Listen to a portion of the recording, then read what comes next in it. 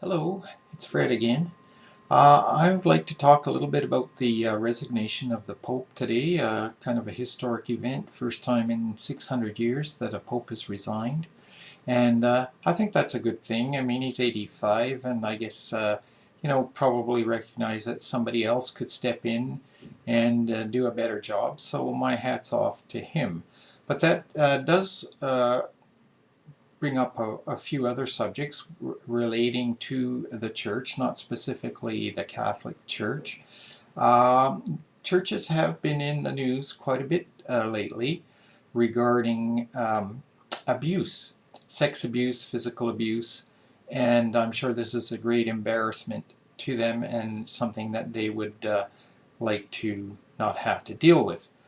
Well, I have a couple of suggestions there, but I'll get to that in a minute. First of all, I want to say something about religion in general.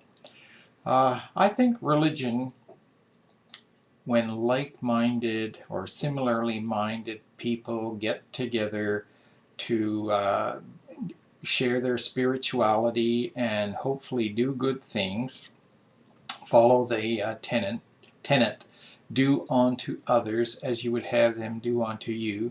Well, I think that's a good thing.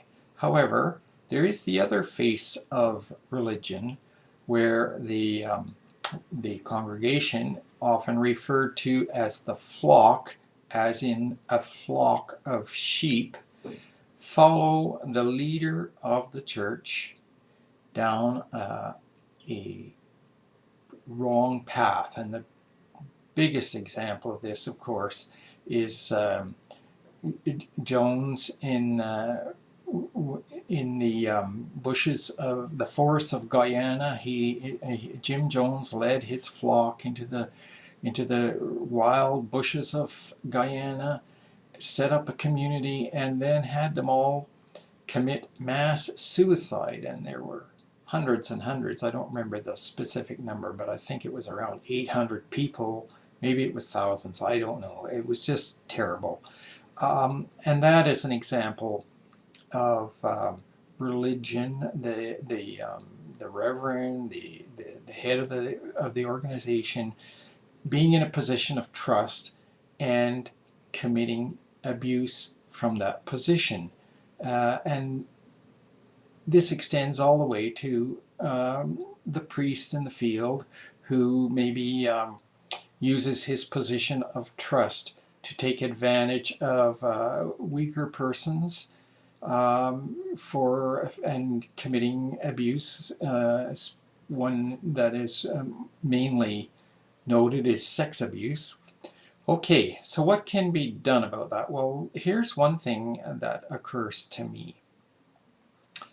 Priests take in the Catholic Church, and I'm sure in other religious organizations, sometimes take a vow of celibacy, always in the case of the Catholic Church. All right, is this a good thing from a spiritual point of view?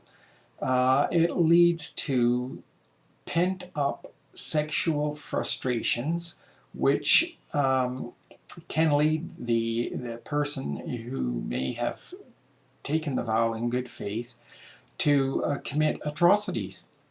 Now, who is this benefiting? Well, I suppose on some higher plane, altruistic level, if a priest can achieve this goal of celibacy and live a pure life, then it's good for him. But in general, is it good for the people that these persons are serving? In my opinion, priests should be allowed to marry and have families. Uh, for one thing, if a priest is counseling a married person, a family, he would have much more experience to go on and would be much more useful in that role. And for another, frustrations would not build up to the point that abuses occurred. Now, this wouldn't entirely wipe out abuse because people in power, the old saying, absolute power corrupts absolutely. Well, I guess people in power are prone to that. So it could still happen, but I think it would significantly reduce this embarrassment which is affecting the church. And that's my 2 cents. Anyhow, I hope you enjoyed watching my vlog, and I hope you'll click on subscribe. Thanks for watching.